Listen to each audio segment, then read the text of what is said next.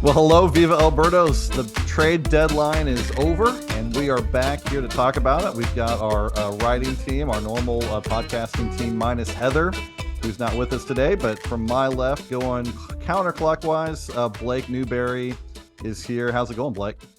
Doing great. Yep. Gabe Simmons. We tried to trade Gabe to the Indians SB Nation side, but they demanded Adam, and so we kept him instead. So Gabe, how's it going, Gabe? They couldn't afford me. Come on. Yes, that's also true. That's also true. Yeah. Adam, hey man, how's it going with you? I'm doing great. I mean, I'm hoping next time I get traded to a better city than Cleveland, maybe a coastal city, but I'll serve my team control years in near Lake Erie. We'll do that. Yeah, pretty sure we've got you locked up for a 6-year contract at your current pay rate. At least that's what all the rest of us have been at. So I would assume it's there you go. You. So buy me out. No. Buy all my right, team control years out. Yeah. So the trade deadline has come and passed, and the smoke has cleared a little bit. It's given us a little bit of a chance to kind of not just give sort of initial reactions, but to think about the players that were moved and the players that came back, and maybe provide a little bit more detailed analysis. And so let's talk big picture, guys, before we kind of get down to the specifics. And we will, by the way, just if here in just a few minutes, we're going to talk very specifically about at least 5 or 6 of the players that stood out to me, and a couple others maybe that some of these guys want to talk about. But big picture, did the card? I'm going to ask this in 2 ways, and you guys have already seen this question on the screen. So let's start with the first one.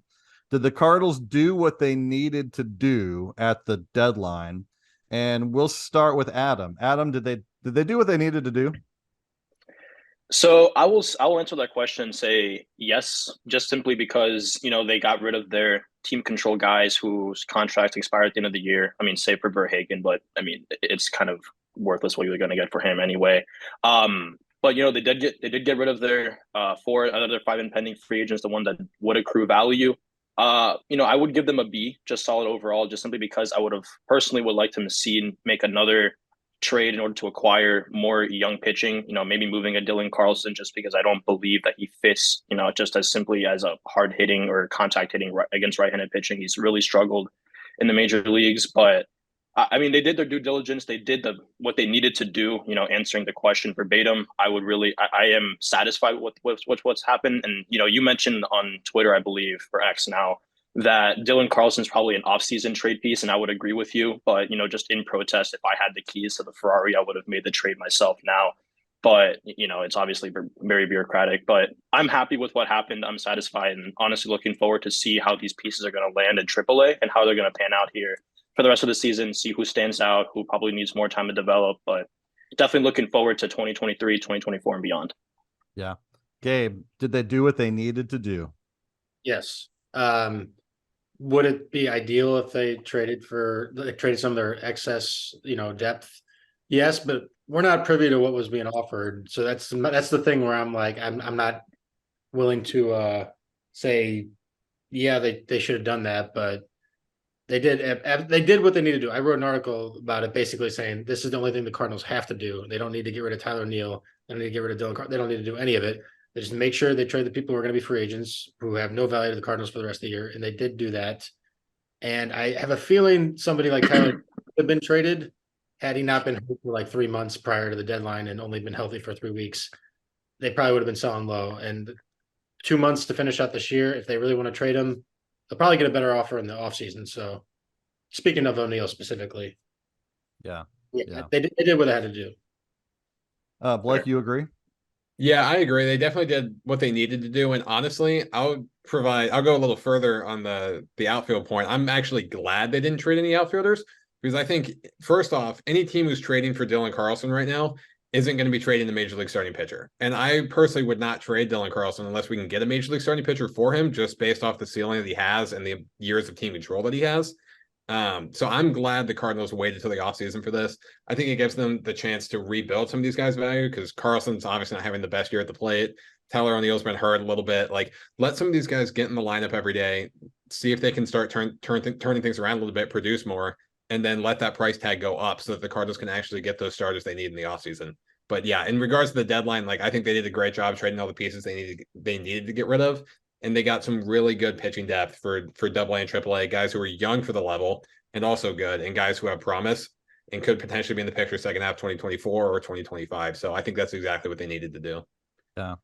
Yeah, I would agree. I found myself sort of late into the deadline day, kind of making excuses. Those of you that are readers on the site and read the comments, you'll remember that I made a comment about, well, they might not move Flaherty, and it might be because of this reason. Not really trying to advocate for that view, just kind of trying to explain what they might be thinking. Because then I realized after the fact that what I was basically doing was sort of projecting my disappointment on the front office onto this event. So here we have the trade deadline. They'd already done pretty well, but they couldn't possibly do everything that we hoped that they would do. And so when Flaherty went, I was like, well, yeah, that's everything they needed to do besides the returns, which we'll talk about, and I was really happy with.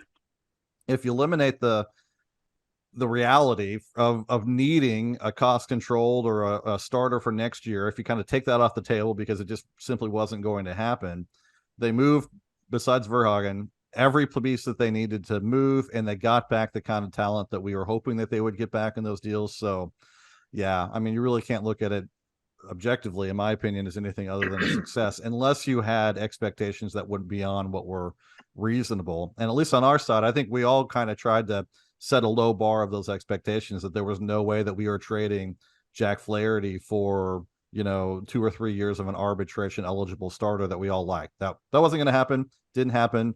Now it has to happen in the offseason, but they've got a lot of pieces to work with as that comes down, which has me frankly fairly excited. So speaking of all those pieces, some of which will remain in the Cardinals system, I think some of which will be traded, I picked out, it looks like 5 names that I wanted to talk about of the, I think, 10 players that they acquired. I mean, I don't remember a time where the Cardinals have ever added 10 players to their system besides a draft.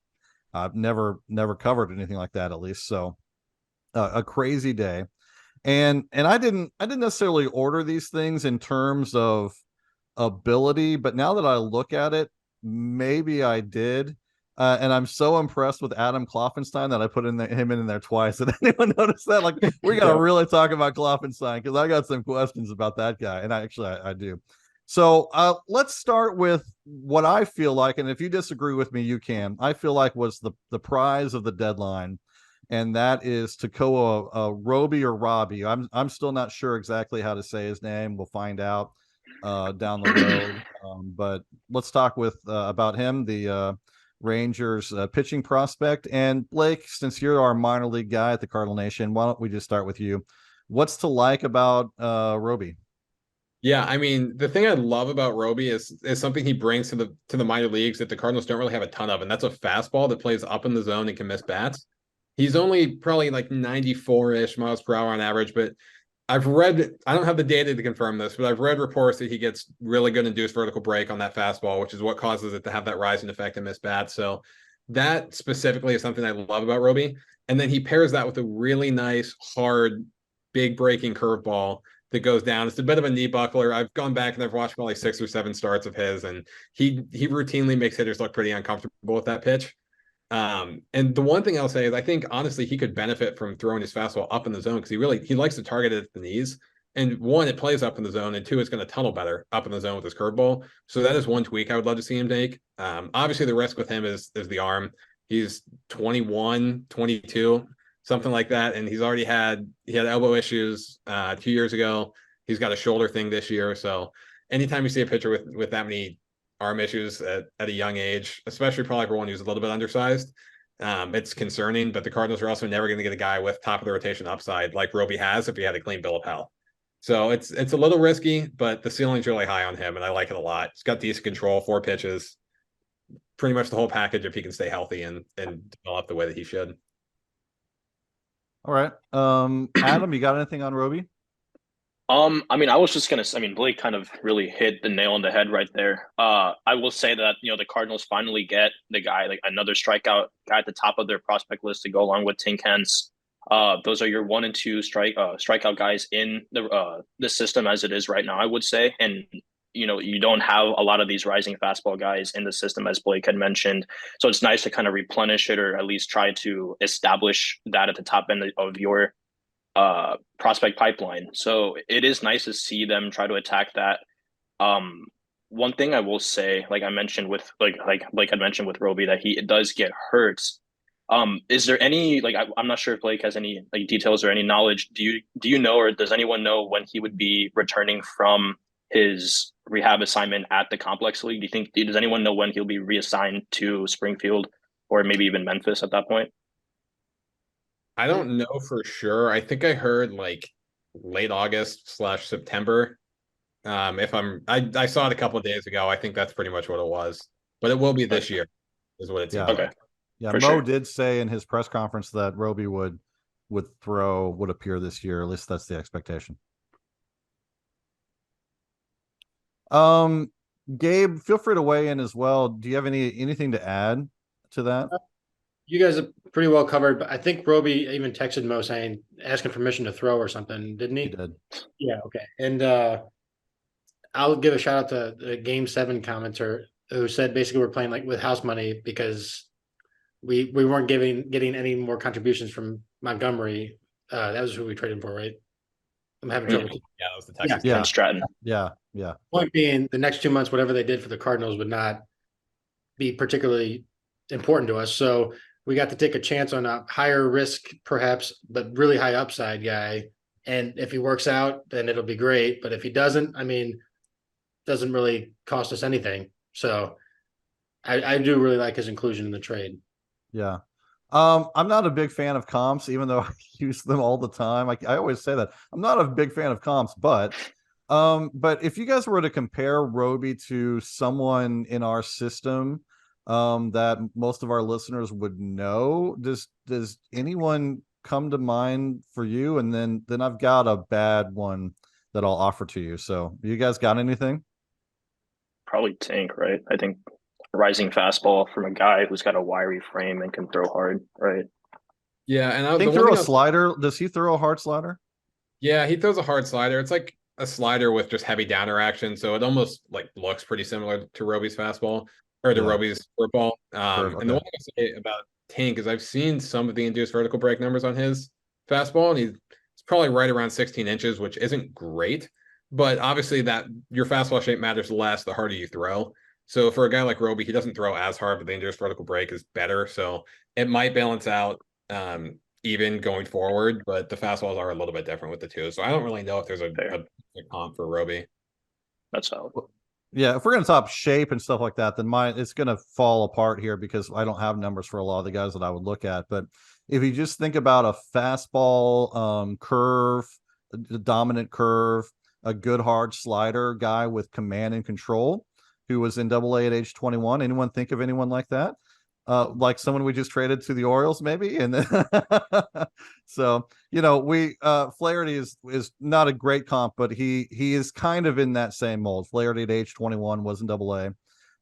He was healthy and dominated Double-A, but at that time featured a little less velocity than Roby does now, but had a hard curveball, a developing slider, and really excellent command control. So not saying he's going to be Flaherty at all, but if you're looking for a pitch profile, that's the best I got off the top of my head. I think a lot of people are probably happy you didn't go with Matthew Liberator there. Yeah, well, the lefty matters and the fastball matters. Yeah, no. Yeah, I wasn't gonna. Yeah, because I really feel like Roby's fastball is quite a bit better than Libertor's has ever been. So, yeah. Plus righty lefty. So there's him. I think we're all really happy with him. Let's move on to Sim Robercy. Someone help me out with that one. What did we say? Robersa or something? Yeah, I think the E is like an N at the end. Yeah. So that guy, Sim. I think Blake, you've already kind of written some stuff up about him, right? So tell me about Sim. Yeah, Sim's really cool. And honestly, like from a pure skills perspective, I actually think that Sam and Kloffenstein, who also came over in that deal, are a lot closer than the pipeline rankings have made it look. But Sem's the kind of guy, again, young for the level. He's just got a super cool story. He's from the Netherlands. Not a lot of prospects in baseball or from anywhere in Europe. And when the Blue Jays scouted him, he was sitting like 85. And they basically said they just had a bunch of money to go around and they really, really liked his mechanics. Whatever scout signed him said basically the best mechanics he'd ever seen from a 16-year-old. So they wanted to take a chance on that. And Roberto's dad actually he played baseball himself in the Netherlands, which is uncommon. And he stopped playing at the age of, I think, 19 when he had some kind of accident that busted up his knee. And then, so when Roberto showed an interest in baseball, his dad really did most of the training for him. So he's the one who kind of taught him mechanics from watching videos of pitchers, going on Twitter, asking pitching coaches, just things like that. They teach him clean mechanics. And he didn't actually let him throw a breaking ball until he hit the highest level of Dutch baseball, which has an incredible name that I can't pronounce, so you should look it up. So he basically was, the honk ball. But he was basically a fastball changeup guy growing up. I think he's 21 now. He's only been throwing a breaking ball for 4 years. Started out as a curveball, morphed into a little bit of a sweeper, which is now his go-to swing and miss pitch. But he's just a super cool guy. Even like in the 2020 COVID year, when just couldn't play, they had to go home. He basically did workouts on his own and tried to figure out how to improve his spin efficiency, which I think is right about the time he flipped from a curveball to a sweeper. So I wonder if tweaking with some spin efficiency things is what brought that about. But that might be a question for him if we can get him on the podcast. But yeah, like he's just the kind of guy who you would bet on making the most of his tools and being the best pitcher he can be. Even some Blue Jays coaches said they didn't have to coach him. So hearing stuff like that is what you want to hear for a pitcher.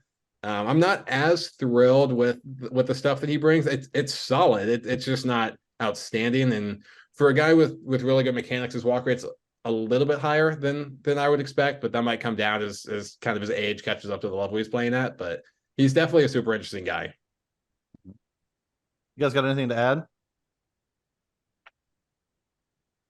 I gotta say, Robin skipped from my knowledge a little bit. He got slipped in through the cracks of people I was like looking up. I don't know why. I'm gonna call him Robin Hood, by the way. I don't know why. Love that. Yeah. I'm gonna call him Sam every time I write about him. So Sam. Yeah, Sam, otherwise known as Sim. Yeah. I would say that, this is not a criticism. I hope that you all understand this, that he looks like the most average pitcher in the world that I've ever seen, besides the age 21. That's exceptional. But a walk rate of 8.9, that maybe is a little above average. It's close to average. K rate 23, it's about average. FIP this year 4.57, it's around average. He's a 45 grade future value at Fangraphs, and you should put very little stock into those, by the way. It's just a number with pretty much average pitches across the board, but and a guy who has a bunch of average stuff that's a pretty good player. That's an average player in the major leagues potentially, and who wouldn't take one of those in our rotation? Your description reminds me of Dylan Carlson before he broke out in AA. Yeah, right. And Dylan Carlson is a major league player, so when you're looking at if you're looking for talent, you're looking for guys like Hintz, you're looking even what Roby has. You also need a system that can fill it out with guys that provide roles for a team, fill the rotation, work their way into the bullpen, whatever's needed. And Sam, Robersi, I don't even know. Could be one of those guys. All right, moving on then to another guy that I think really interested you, Blake, and I've had trouble with him just because of the controversy in his player rankings, and that is Adam Kloffenstein. Longer name, but easier to pronounce somehow. Also a 22-year-old, actually a year older, I guess, in AA. What do we know about Kloffenstein? I can let somebody else start on this one if anybody's got things they want to say. Well, I don't got much to say, but he was, when I looked at the trade piece, I was like, how is I like Kloffenstein better because I scout the stat line more than I look at videos, and I was like, his stats are incredible. I don't understand how he's like the 23rd prospect in their system, whatever MLB pipeline had him at. And the Baseball America guy that posted had him in the top 15. But I was still kind of like, I don't understand. Like at a certain point when you're performing really well, I feel like you need to like look at it a little bit because age, level, and performance can determine your prospect ranking to a great extent, in my opinion. And it was just wild by his numbers. And he's 6'5" and 240. He's got like the ideal starters build. I just didn't really understand how he's so overlooked, in my opinion, anyway.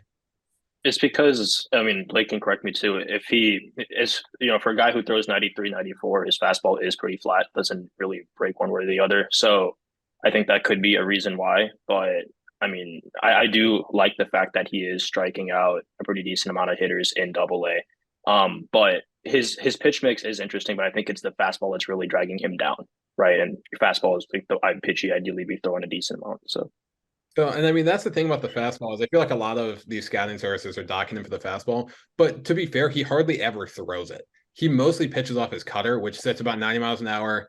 Actually, it's more like a cut ride shape, so it doesn't cut that much. It almost looks like a cutting four seam, like kind of like something Andre Palante would throw, except it more so rides than drops.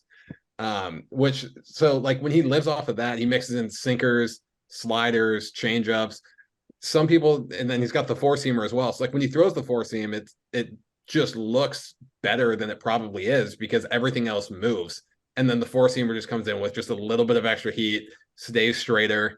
I can see how hitters could get taken aback by that, even if it is probably like a 45 grade fastball. And then I mean, some places have him throwing a curveball. I haven't. It's hard to tell if it's a curveball or more of like a bigger slider.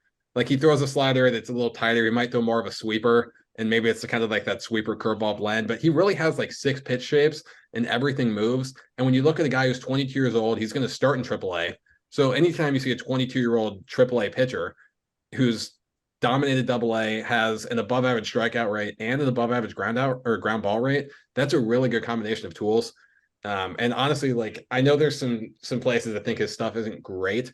From what I've seen of him, he'll leave some pitches up in the zone, or like even close to the middle. But he just gets enough movement on them where like pitches that should probably be crushed 450 feet or maybe just pulled down the line for a double. And like it's not great to be giving up doubles, but his home run rate is probably lower than what I would expect it to be for somebody who's not overpowering. That's valid. One thing I just want to point out here, just to kind of give a little bit of point of reference, I think a lot of us kind of fell in like, maybe not fell in love, but fell in like with Gordon Graceffo last year, right? He had that dominant, start to the season. It was only 8 starts though, dominant start in A ball, and then moved up to Double A. And we started talking about Graceffo as that swing and miss kind of pitcher that we need in our organization, right? So just some context here, not a criticism of Graceffo at all, just a little context. So at about the same age, Graceffo was 22 in Double A last year, made 18 starts. His K rate there was 21.9%. So everyone that we've looked at so far, Roby, Roberts, Kloffenstein, has been a notch above that. And the most average of those guys, Sim, is just a little bit above him and a little bit younger. So the Cardinals seem like they've added that swing and miss stuff to their system that we've been looking for in these 4 guys. And we haven't even talked about Drew Rom yet. I'm just hoping they can develop that fastball. Go ahead. That was yeah, it. no, you're good. I think it was a really good haul. And honestly, like when I look at some of the guys who were brought in, they all just kind of fit the mold of being young for their level, of playing upper levels and being super young. And when you look at ages, generally, pitching prospects tend to be a little bit older than hitting prospects for the level they're in. So if you look at the average age for, I think it was Robersa, who's like in AAA now, and he's younger than the average single A pitcher. Yeah. Or about the same age as the average single A pitcher. So like when you factor that in, I mean, these guys have a lot of like he could flop for a year and he'd still have plenty of development runway ahead of him. So even just thinking about it from that perspective, I think the Cardinals got some really good players. Yeah, for sure. Well, let's switch sides now. Let's talk about the 2 offensive, or 2 of them, 2 offensive players, and then we'll pick any others that you want to talk about. We've already kind of mentioned them all, but there's Showalter, there's the young catcher, and there's a few others. So let's talk about now, Gabe. We're going to let you do the pronunciation here because you're the only one who bothered to do any real research. So Thomas JC, I think. More JC. Better than I would. It's like Essie. Yeah. So Yeah. What do we think about him? What are we looking at there? Feel free. You told his story a little bit today, Gabe. So what do you got? Yeah, from what I've read, he is as ideal of like a clubhouse presence and any intangibles that scouts love in players that you could possibly get.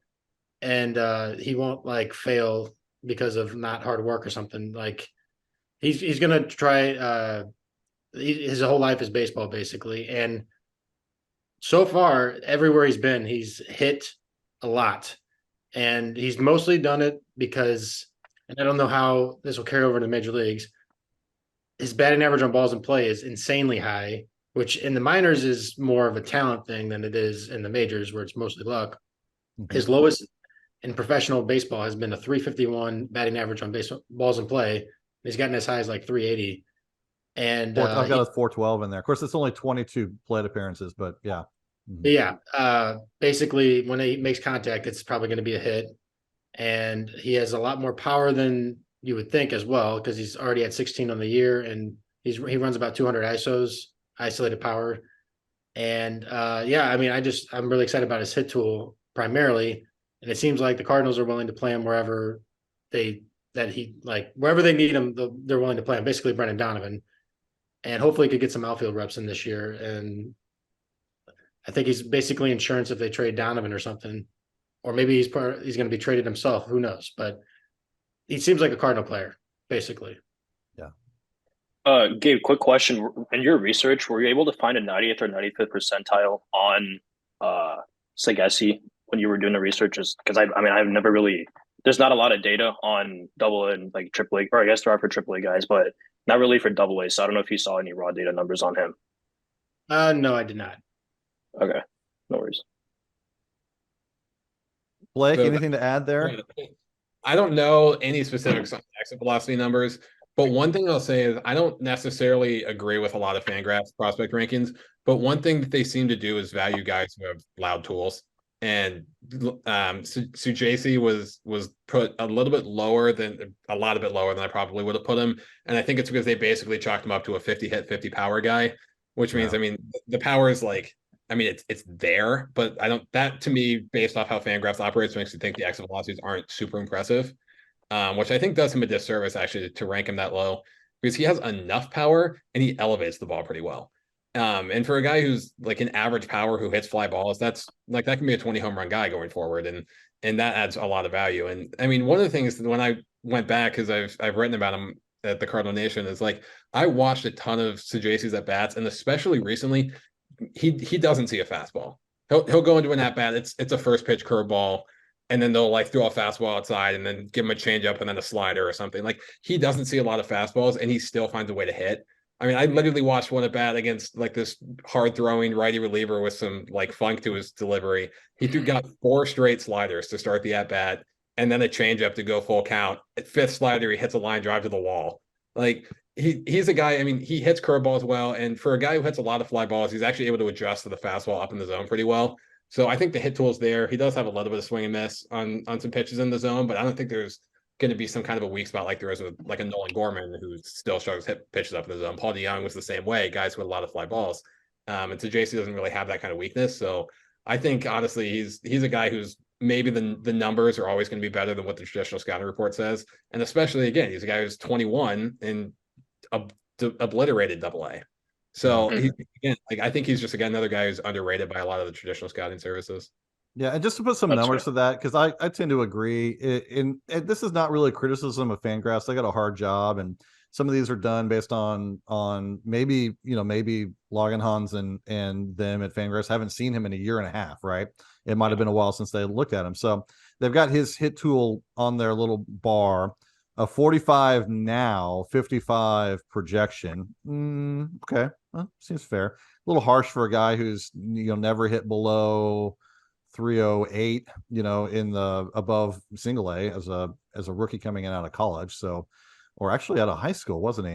He went out of high school. Yeah, high school. Yeah, I mean that's pretty harsh. He had kind of a weird. Yeah, with yeah, I mean that's that. Okay, sure, whatever. And then game power 35. 35 seems to me more like an Ozzie Smith kind of number. Like Like he had 15 home runs last year in about 440 plate appearances. That's not 35 power for a 20-year-old. And then he has 16 this year and about the same number of plate appearances as a 21-year-old in Double-A. That's not 35 power. That's almost average power. So yeah, I think I agree with you. I think he's going to play up a little bit. The ISOs are there, the contact rate's there, the power is probably more gap doubles power, but what makes me a little bit I wouldn't say frustrated, but I just always want to put this qualifier on there. We keep talking about him like Brendan Donovan, and that's just been mentioned so many times. Him and Prieto, who we'll talk about in a minute. Oh, he's a utility player, so he's like Brendan Donovan. And I just want to kind of say that Brendan Donovan is a unicorn. Is a unicorn, right? I mean, he gets on base at such a high rate. At least he did gets on base at such a high rate.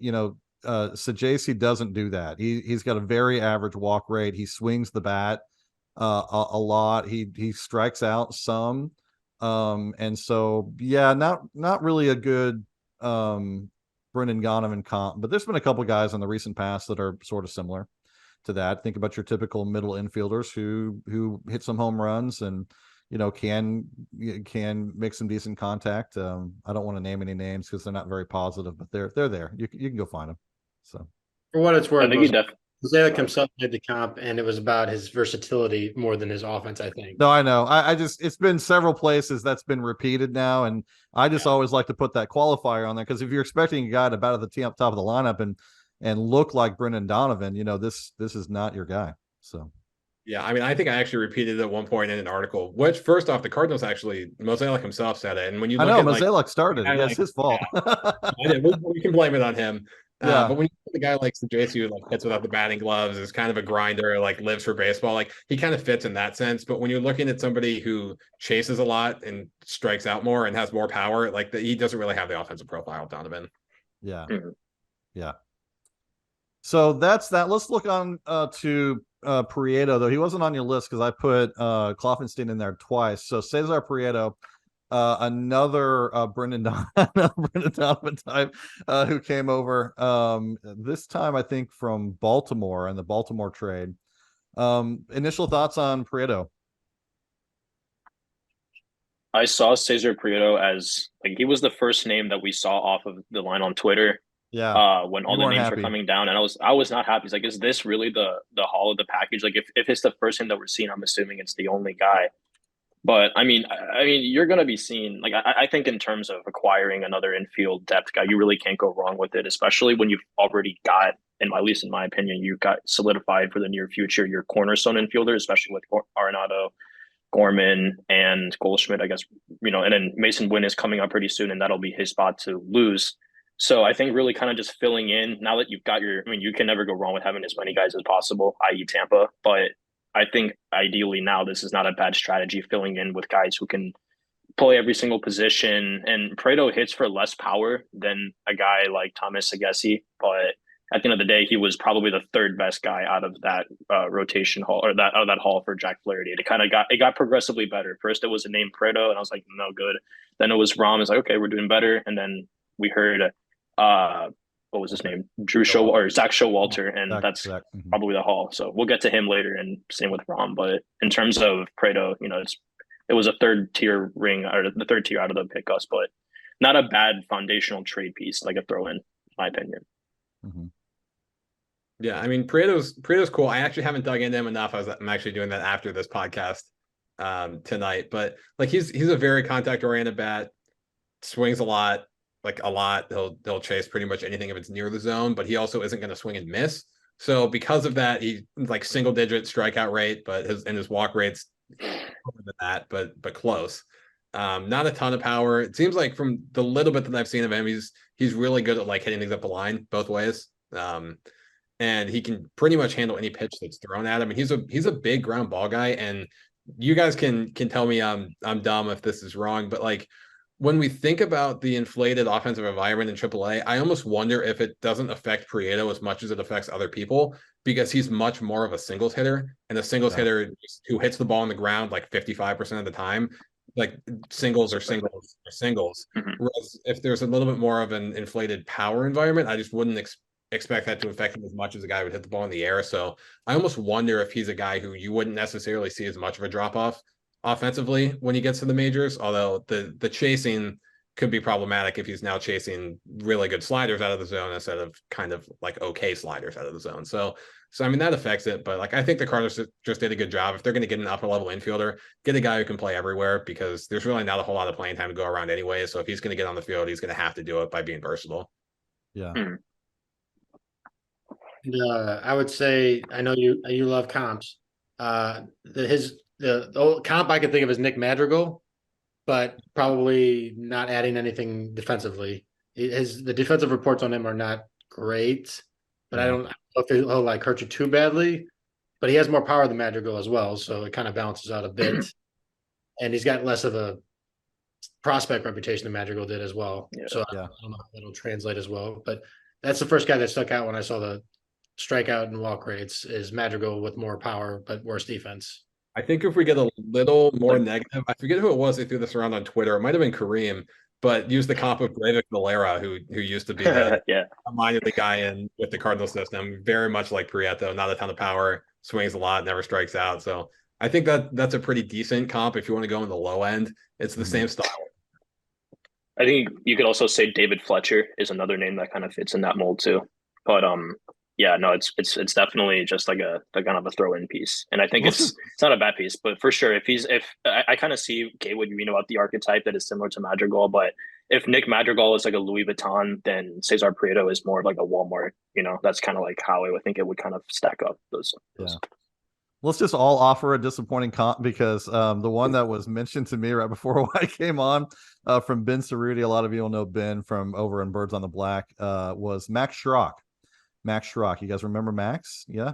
Probably not. You probably don't. But he reached the majors.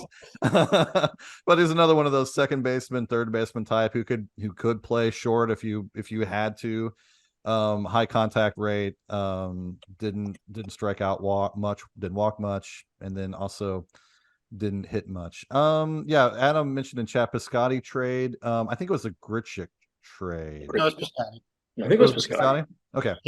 Munoz. Who was the guy that won the Grichuk trade? See, I was getting these two confused. Schrock. Do what? David Freese and Fernando Salas, I think, right? For Rendell Grichuk back in the day. And Peter Borges. Yeah. And Peter Borges.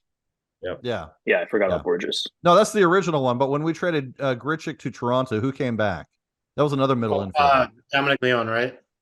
Well, Leone, but then there was another middle in. We ended up cutting him. Yeah, I think it was an outfielder. I think I remember from his college days.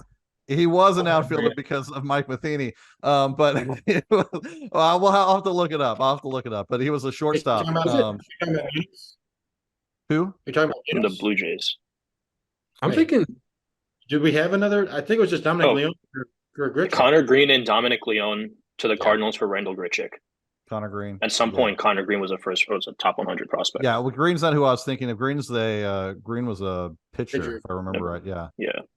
And I can't remember the guy I'm thinking of, but you're thinking of Munoz, the guy who did the Superman. I am. Yes, exactly who I'm thinking of. Yeah. He was from Piscotty with Schrock. I believe. Yeah. Munoz was in the. Yeah. Okay. So we got them both in the same deal, right? Yeah. Very similar. Not really.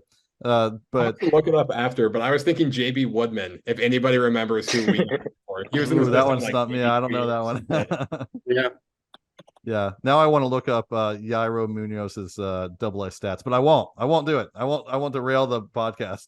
Also, the last thing I'll chime in about Cesar Prieto is like, well, we can all give him these comps that are a little bit on the low end. He had something ridiculous, like a 60-game hitting streak in Cuba or something before he defected. Yeah. And obviously the talent pool in Cuba has gone down with a lot of their top prospects defecting, but anybody who can get like a 60-game hitting streak is kind of insane. It only ended because he defected, right? Like it literally ended because he defected. Yeah. He also has a really interesting defection story that I tweeted out the other day. It was a little bit of a harrowing experience getting him out, but definitely worth reading. Yeah. No, for sure. Well, okay, let's just open the floor now for pretty quickly. I wanted to spend a lot of time on this, and we did, but we did get a lot of questions from Viva Birdos, and I want to make sure that we get to a lot of those questions because we asked and the site came through. So I want to make sure we get to that. But any other players that we haven't mentioned that you've got just a 30-second blurb on that you want to talk about?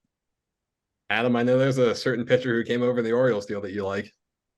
You know, you are the pitching guru, so I want to hear what you have to say. So go ahead. I mean, let's see if is it Showalter or is it Drew Rom? I want to see what you have to Showalter say. for me. Go ahead. And All I right, think go ahead. Yeah, yeah.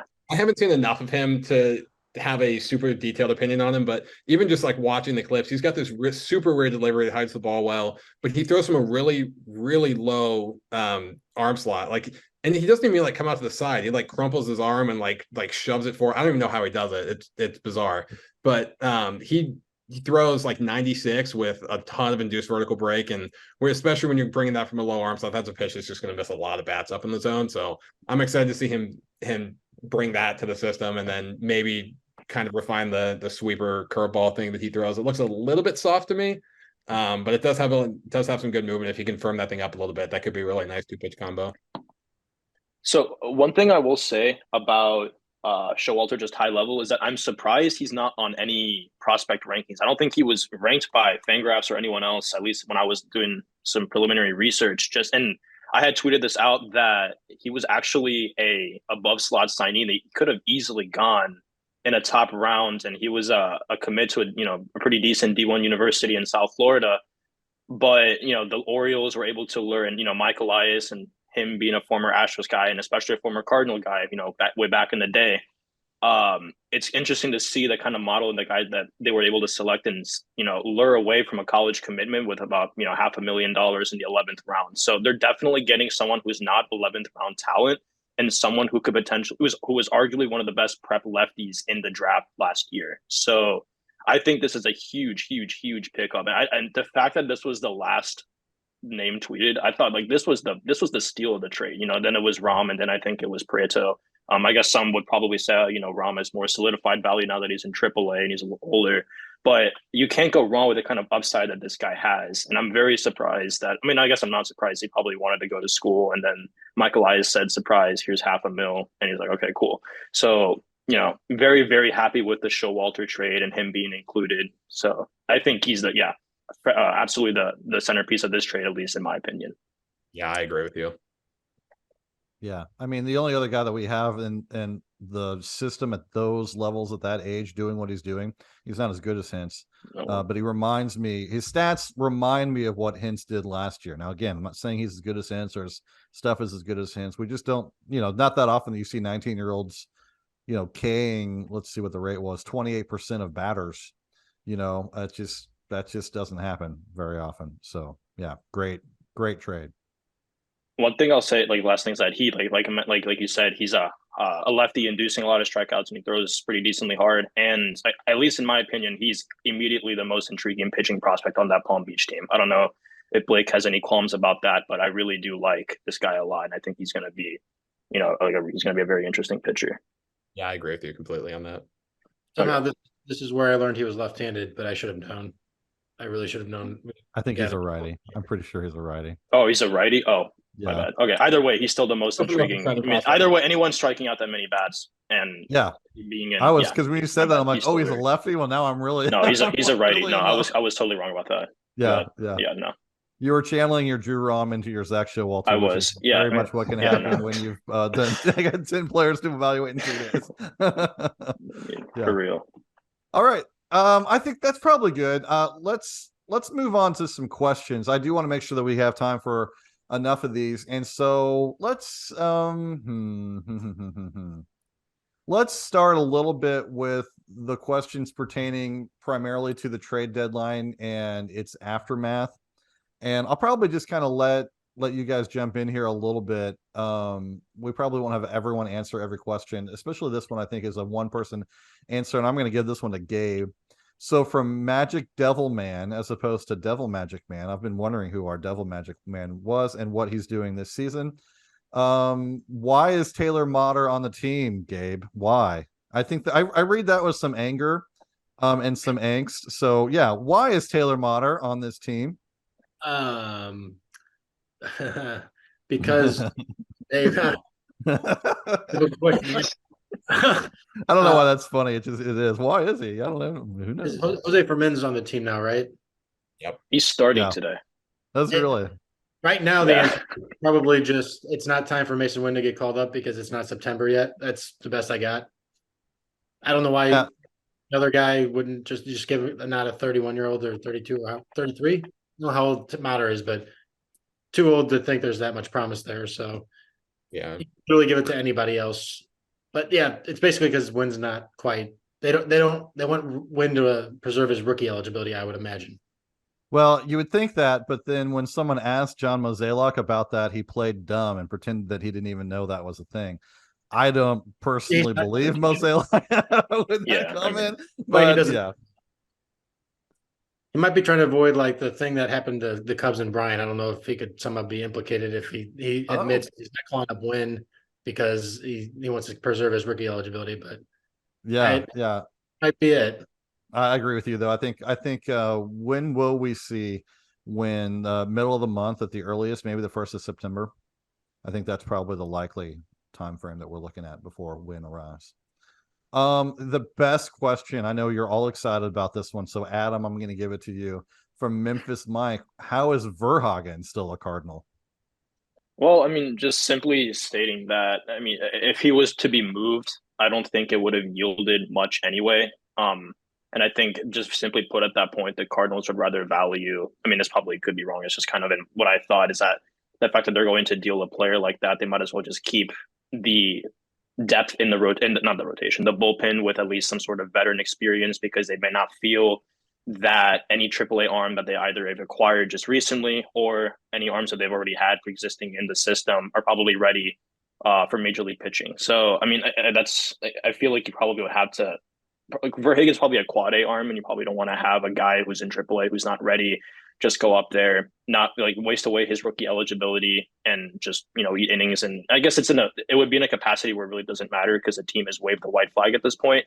But I think they want veteran experience on the team, if anything. And like really the biggest reasons that he's worthless and not really able to acquire much for him as it is. I mean, if this is probably May or June, probably a different discussion because he was somewhat valuable back then, but he's really tanked off since the early middle of the season. Yeah. Yeah. They need innings, but and might as well give them to someone like Verhagen who could maybe help his free agency, argument for the winter, which will hopefully come with some of the team. All right, let's move on to some off-season questions here. This is from our favorite former VEB writer and giffer, JDog55, JDog with 2 G's 55, who I still want to know what the status of his Mazda Miata is.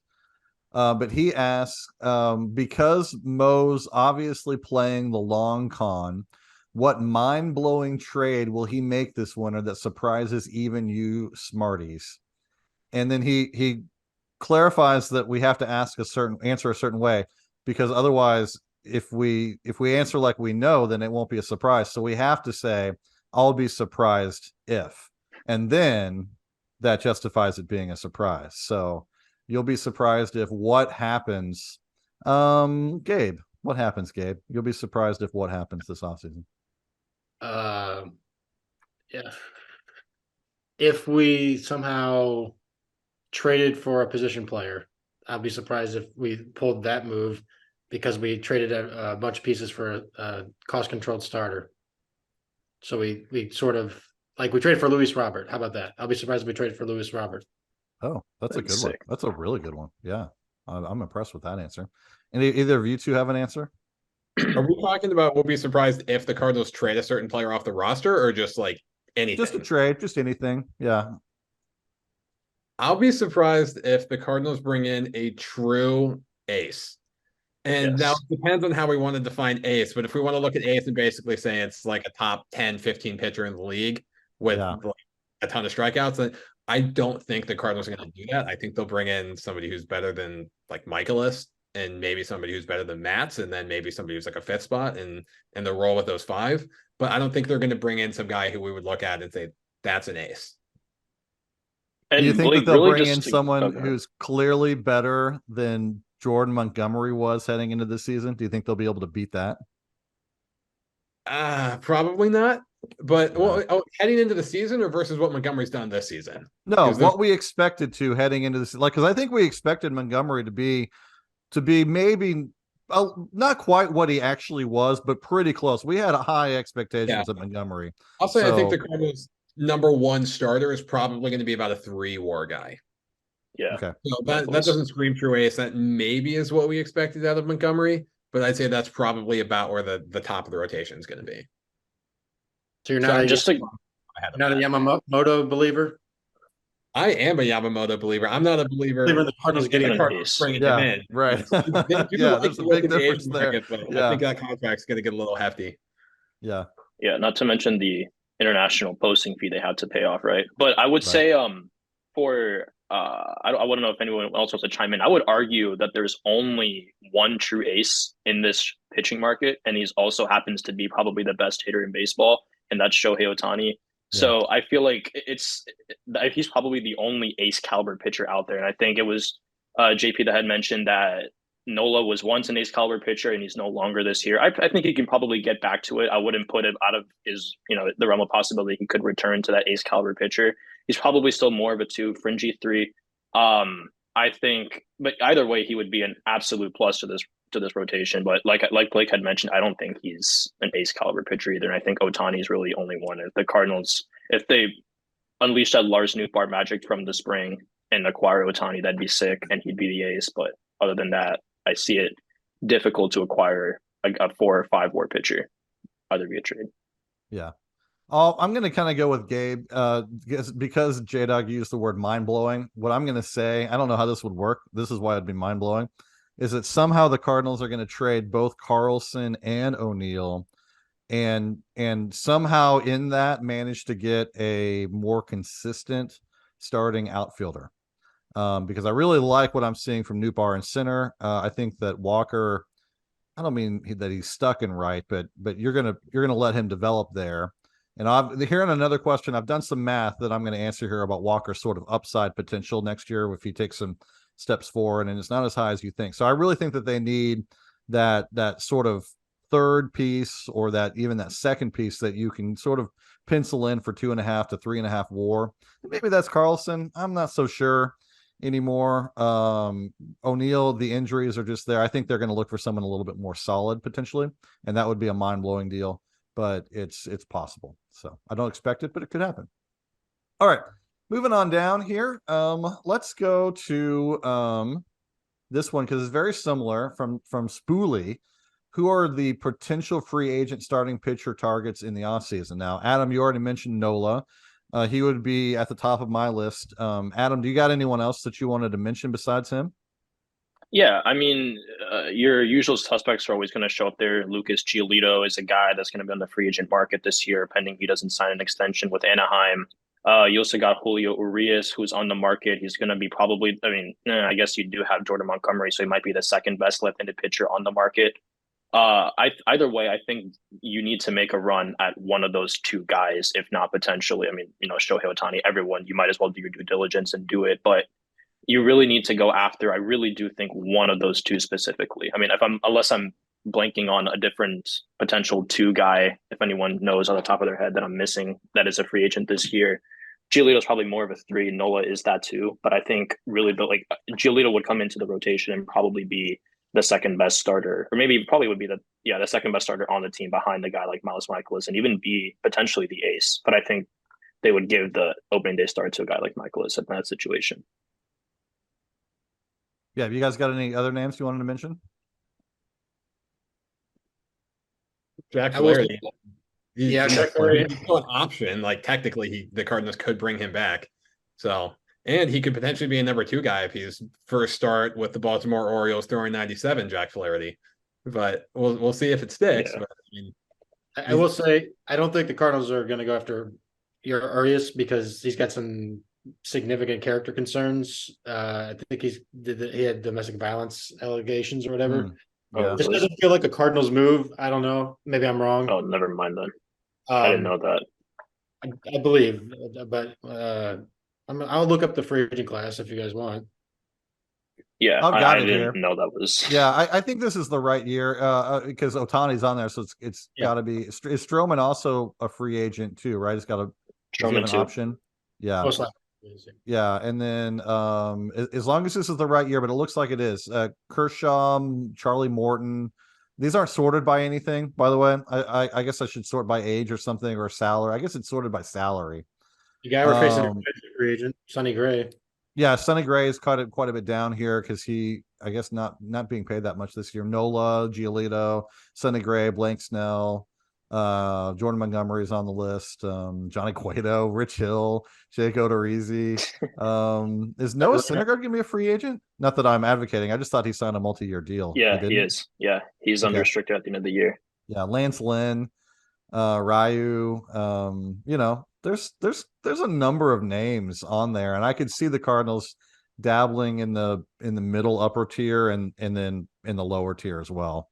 What would you guys think about signing somebody like Tyler Mahle, who I know is out for next year, but just try to use that to your advantage and get him for a lower price? Or would you not be a fan of signing somebody on Tommy John surgery for 2025, or was he hurt this year and he was recovering this year? He got it earlier this year. I don't know if he'd be back next year. I mean, he should be back at the second later. But the idea Probably is late next year. Basically, you get a guy who would go for much higher, although he would probably want to take the year off and get a better deal afterwards. I don't know. Just a thought. Well, any discount you would get from signing him would be negated by the fact that he was getting to TJ and the fact that he won't pitch for probably until August if he had the TJ surgery in, you said probably early, like April, right? Is what you said, like earlier this year, I'm assuming. So he'd probably be on the shelf until late next year if that's the case. And I wouldn't even touch him, right? Because you're trying to get 10 next year. I would get innings. A multi-year offer is what I was suggesting. Though. It wasn't 1 year. That's offer. fair. Yeah, that's fair. I think anything you do to add talent, but they also need arms next year. So budget space is budget space. Yeah. So yeah. But I do think that an injured, like a guy coming off an injury or a guy with a little bit of injury risk in that number 5 spot would be okay, because we just, rattled through 4 or 5 or 6 arms that could potentially step up into a rotation spot if they needed to. But I don't really want any of our young arms to be guaranteed a spot going into spring training. I want all of them filled. And then that by the end of it, 2 or 3 of them will be there, but I don't want them to start that. I don't see anyone that I'm like, yeah, they're definitely an above average pitcher, next April. So great. Speaking of that, from Tommy Fanatic, go ahead, Blake. Yeah. On a related note, I want to go back and change my answer to J-Dog's question and say I would be surprised if John Mozeliak re-signs Jordan Hicks to be a starter in the 5th spot in the rotation. That's bold. That'd be sick. That's bold. So speaking of what I was talking about from Tommy Fanatic, what chance would you say Liberatore has of sticking in the rotation long term? Give me odds, guys. Give me odds. What's your chance? So if his 50th percentile outcome right now is that he's a 4, I would say that if he slips down to being a 5, that makes it maybe a 60-65% chance just off the top of my head. That's probably my guess. Okay. Holds on some sort of rotation spot for the first 6 years of team control, at least. All right, Blake, what do you think? I'm actually going to go. I've been patient with Liberatore. I'm going to go a little on the other side of that and say something below 50%, maybe 35-40. And it's only because I don't think he's going to have a rotation spot next year. Mozeliak's been open about bringing in 3 starters. And when you think about him being on the outside looking in, he's going to be in his last option year next year. So he's going to have to find some way to contribute to the major league roster. And if that comes via him being in the bullpen, I just don't have a ton of confidence, even if he does have success in that role, being pulled back out to be a starter, especially if the Cardinals are going to bring in some guys on multi-year deals to fill the rotation. So I think there's still a decent chance that he'll be a starter long-term, but I think next year could be the year where he kind of gets pigeonholed into that bullpen role, whether we argue he deserves it or not. Yeah, just to finish this one out, Gabe, you can jump in if you really have something to say. We're going to move a little bit quickly though here. I have been one of Liberatore's defenders the whole way, and I also am starting to lose a little confidence. He's just not making the strides that he needs to make, and I also haven't seen the Cardinals use him the way that I feel like that he should be used. So that combination of things has got me pretty down on him. Now, like you said, Adam, what is your definition of a number 5 starter? Well, on this team, on a contending team, what I'd like to see is someone better than I think Liberatore is going to be next year. I think that he probably could be a number 5 caliber starter by definition.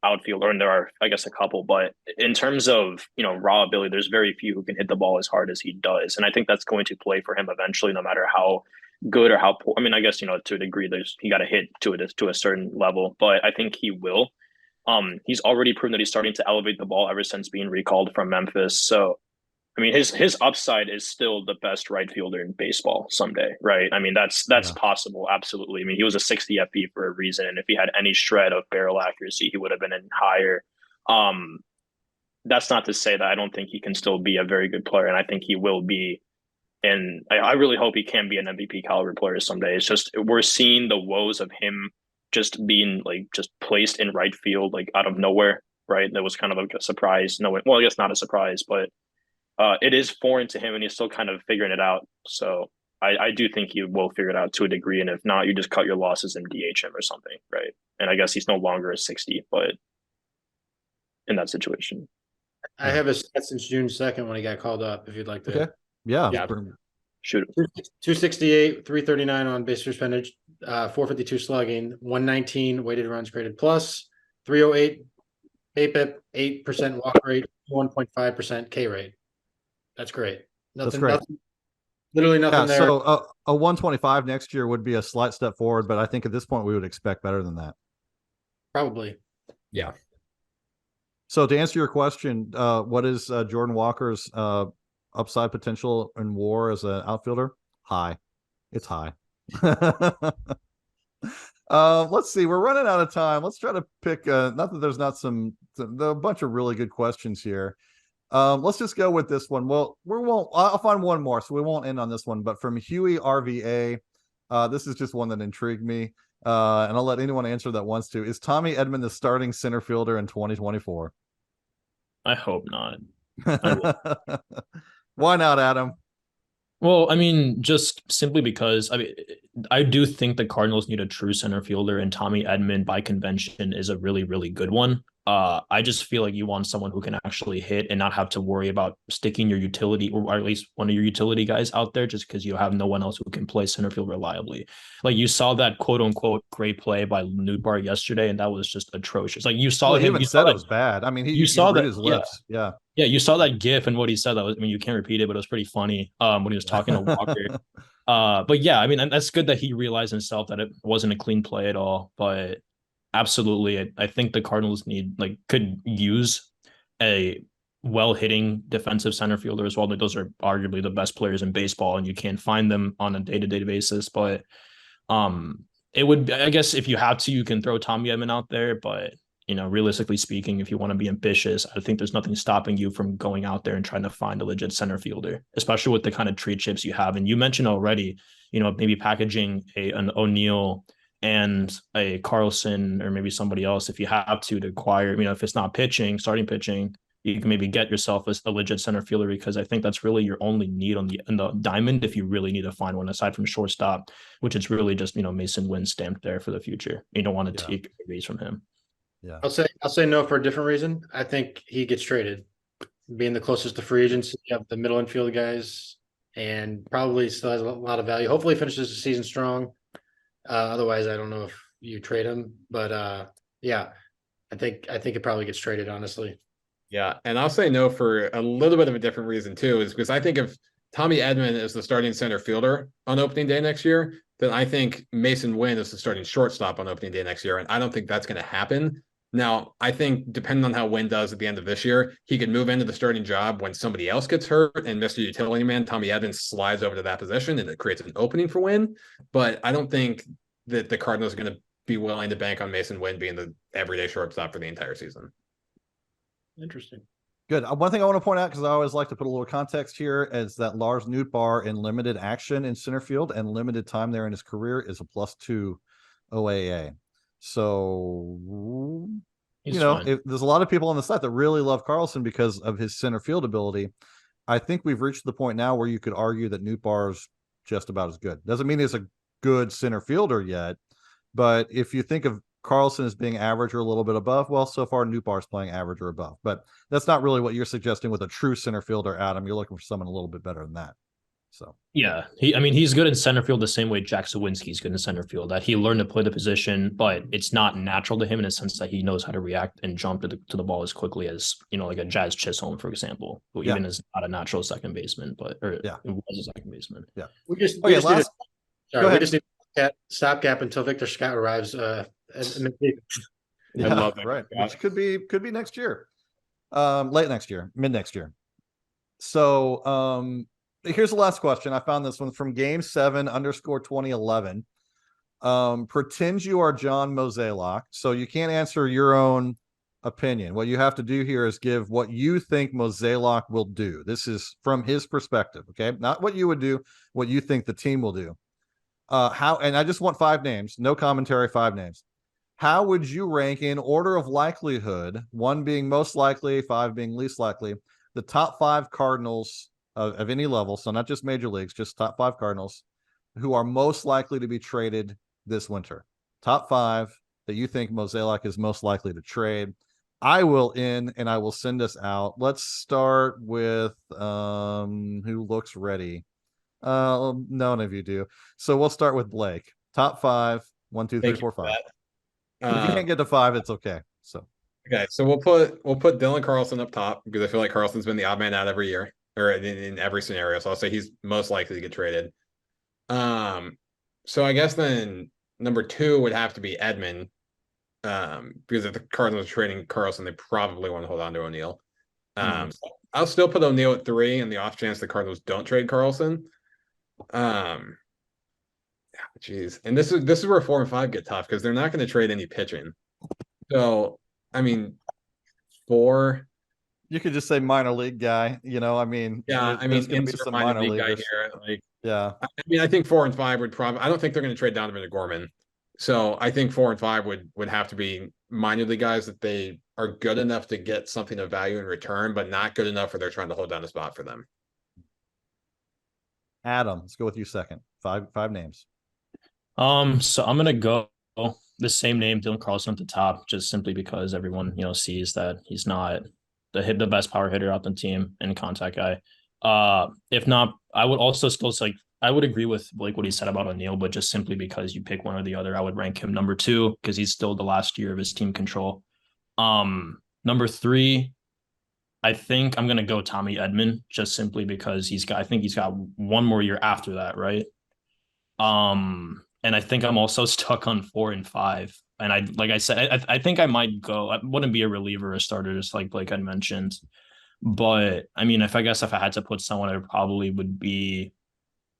I don't know. I guess I'll go off the cut and say that I'll put a team control guy like a Nolan Gorman or maybe like a Brendan Donovan, like for 4 and 5, just because I can't find anyone. And maybe just because if they ever decide to get trigger happy and try to trade for an elite starter or like a Logan Gilbert for say, not an elite starter, but a really good one for team control, it's going to cost them one of those guys. And I think while it's unlikely, it's not a non-zero chance that it happens. So on the off cut that it does, they have to give up a guy like Nolan Gorman or Brendan Donovan. Gabe. I'll agree that Carlson is the most likely to be traded, although I feel like we've thought that for a bit. Number 2, I think I'll go Edman. Number 3, O'Neill.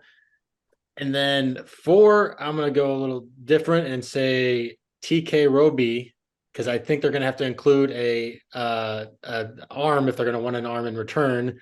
And he is more likely to be traded than Tink Hens for sure. And his injury issues are enough to where they might want to unload him before that becomes more of a problem. Then 5, I'll go with Prieto, who it's hard to picture a future for him as a Cardinal. Personally, if you look at all the pieces around him, he seems clearly the low man on the totem pole. So that's my order. So for me, you know how I like to be different on the podcast, especially at this point at the end where no one's listening, so no one can hold me to it. So I'm going to go Carlson because that seems, basically, yeah. Carlson. Number 2, I'm going to go Nolan Gorman. And the reason why I'm going to go Nolan Gorman is that I think the Cardinals love Donovan. I think they love Gorman too, and they appreciate him. But I think that the rest of the league has some brains, and they're going to ask for Gorman and not settle for someone like Edman or Donovan. So I think the Cardinals are going to end up having to keep Edman and Donovan, but they're going to want the pitcher, and so they're going to have to give up Gorman. It's going to cost them, and Gorman's the guy because they won't do Newpar. They will not do Newpar. So Carlson, Gorman. Number 3, I'm going to put I don't even really care now. It could be anybody. Edmund, I guess, but in the scenario I'm describing, that's not going to happen. And then 4 and 5 are going to be one of the new guys that we got. Or Graceffo, I can see Graceffo going a deal. Libertor, I can see Libertor going. Let's put Libertor 4, and I'll put Graceffo 5. Again, not all of them are going to be dealt or anything, but I could see that happening. Mostly to try to get the pitching they need. So one guy I would add would be Ivan Herrera. I don't think he's going to get traded. Yeah. But I think that's kind of a name we left out because I don't think Wilson Contreras is going to get traded unless the Cardinals want they can. Yeah. $15 million. I think Wilson Contreras is your future DH. Should probably be your present DH, but I think that's what we're looking at there. So, all right. Well, sorry we did not get to even half your questions, guys. We definitely appreciate it. Next time around, we'll do this again. I might even save your questions, but if you want to, you can re-ask them, and we'll do a longer section of questions where we don't have 10 players to break down and talk about trades. But thanks again for participating. And it seems like something you like, and so it's something we'll do. Any final thoughts from you guys tonight? This lineup is really going to set the tone. This lineup tonight is really indicative of what the Cardinals are doing the rest of the year, and it's going to be a tough 2 months, but I'm looking forward to the offseason and next year for sure. Yeah. I'm looking forward to watching the minor leagues because I don't know how many times I've watched Taylor Motter and Jose Fermin and Andrew Kisner bat in the bottom 3 of the lineup. Yeah, I'm gonna start talking about Victor Scott a lot. Someone mentioned him. It's Victor Scott time. Gabe, I was just gonna say I think your pick of Gorman is right, but I don't think they're gonna trade for a Logan Gilbert type. So that's where he doesn't go on my list for me. Is I can't see them doing that. But yeah, I just threw it in because I had to pick a 4 and a 5th guy. Yeah, you guys know me. I like to be a little different. You guys talked about Gorman, but you hadn't, so I thought I would throw it out there. I don't necessarily think it'll happen either. I agree. I don't either. Yeah. All right, guys. Well, for Blake and for Gabe and for Adam, it's so great for you to be with us. Again, always like and subscribe on either the YouTube channel if you're watching or on your favorite podcast place. And you can get this right here on Viva El Birdos. We will see you on Saturday. Have a wonderful weekend, everyone. Thanks.